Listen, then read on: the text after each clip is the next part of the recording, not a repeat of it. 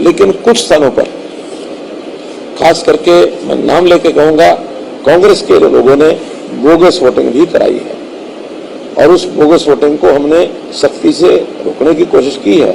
फिर भी क्योंकि हर बूथ पर पर्याप्त पुलिस होने के बावजूद भी कहीं ना कहीं उनको मौका मिलता है, तो हमें कुछ बोगस वोटिंग करने का जो समाचार मिले हैं। अभी ठीक है कि उसको आज चैलेंज करने का समय भी निकल गया, चैलेंज करते भी नहीं है, लेकिन पहले जितनी होती थी उससे कम हुई है, फिर भी हुई है। इसका भी एक संज्ञान हम आगे भी लेंगे। एक बात हुड्डा साहब ने खास करके मेरे खिलाफ कही, अभी कल ही कही, क्या कि ये तो बौखलाहट है जिसमें से ये उल्टे सीधे बयान दे रहे हैं, और मैं उस बयान पर आज भी कायम हूं। मैंने स्टेज से बयान दिया कि कुछ कर्मचारी, क्योंकि कर्मचारी बहुत बड़ी संख्या में 3-3.5 लाख, अब मैं सबके बारे में नहीं कहा, लेकिन ऐसे कर्मचारी जो पॉलिटिकली एफिलिएशन दिखाते हैं अपने, ऐसे लोगों की पहचान भी हो रही है, बल्कि उसमें से कुछ लोगों को हमने सस्पेंड भी कर दिया, नोटिस दिया। उस नोटिस के बाद उनका जो भी उनके खिलाफ कार्रवाई करनी होगी करेंगे। लेकिन चूंकि सारा कुछ एम्प्लॉइज हर बूथ के ऊपर उनका एक सिस्टम होता है, वहां कांग्रेस के लोगों के लिए बहुत कुछ किया जा सकता है, एम्प्लॉइज गड़बड़ करने पर आ जाए। मैंने उनको वार्न किया था कि अब जो कुछ आप कर रहे हैं आपको नजर रखी जाएगी, और जिस किसी का भी कोई हमको ऐसा प्रमाणित मिलेगा तो 4 जून तक आपका, 4 जून के बाद हमारा विषय।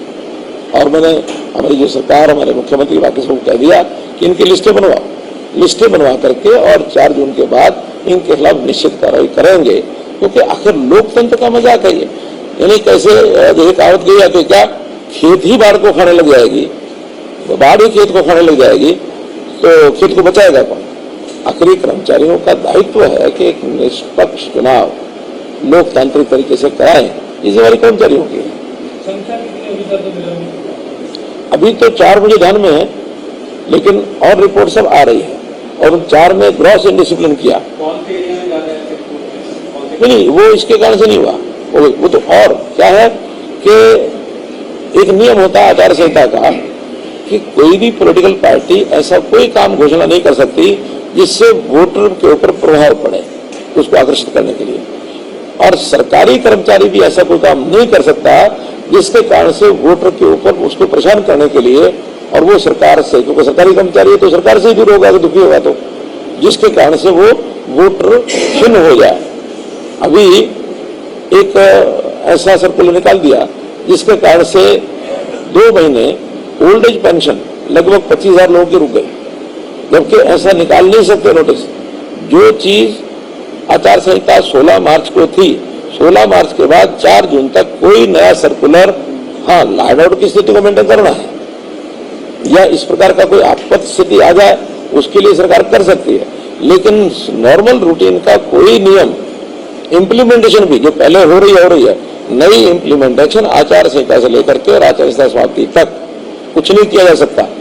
ऐसे 4 लोग जिन्होंने 25,000 लोगों की पेंशन रुकवा दी, हालांकि वो चालू हो गई है, लेकिन उनको परेशान करने का काम 4 लोगों ने किया, नीचे नीचे नोटिस निकाल दिए। अब मुझे एक जगह पर शायद सोनीपत में था या किसी एक शहर में, वहां कुछ दुकानें यूएलबी के लोगों ने सील कर दी। कोई पुराना विषय चला आ रहा है, हो सकता है दुकानदार की गलती हो, लेकिन आज कुछ नहीं कर सकते। आप आचार संहिता से पहले करो या समाप्ति के बाद करो। ये जो 1.5 महीने का कार्यकाल होता है, इसमें कोई नया इम्प्लीमेंटेशन सरकार का कोई अधिकारी कर्मचारी नहीं कर सकता। ये आचार संहिता का उल्लंघन, उनके ऊपर भी तो लालच है। वो हमने लिखा है आचार चुनाव आयोग को कि इनके खिलाफ कार्रवाई करिए। वो तो आप जान ही सकते हैं, राजनीतिक एफिलिएशन, कम से कम भारतीय जनता पार्टी ने तो इसमें से अपना पल्ला झाड़ा कि कोई आदमी, कोई सरकारी कर्मचारी पॉलिटिकल एफिलिएशन, हाँ उसका वोट देने का अधिकार है, जिसको देना दे, लेकिन किसी पार्टी के लिए काम करना भारतीय जनता पार्टी नहीं करवाती। और हमने तो ये सिफारिशें दुनिया भर की बंद इसीलिए की हैं, वरना जो सिफारिशी राज्य में नौकरी कर लगता है वो उन्हीं के बस्ते उठाता, उन्हीं के लिए भीड़ इकट्ठी करता और चुनाव में उन्हीं की सहायता करता। अच्छा सर, जो बोगस वोटिंग की बात की है, कौन सी लोकसभा में, यहाँ से कौन सी विधानसभा में होनी चाहिए, बता दीजिए। मोटे रूप से ये रोहतक, सिरसा, इनमें से ये विषय आ रहे हैं। चलो फिर एक बार एक दो विषय और हैं, तो मैं इस बात में मैं हुड्डा जी को चैलेंज करता हूँ कि जो कुछ उन्होंने कहा है उस तकलीफ के कारण से कहा है कि मेरे कहने के बाद उनको तकलीफ हुई तो क्यों हुई।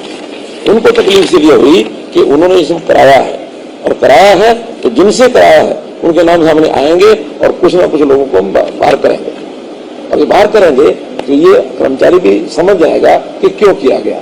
तो ऐसा कर्मचारियों का उपयोग पॉलिटिकल एंड्स को अपने संवारने के लिए किसी पार्टी को नहीं करना चाहिए।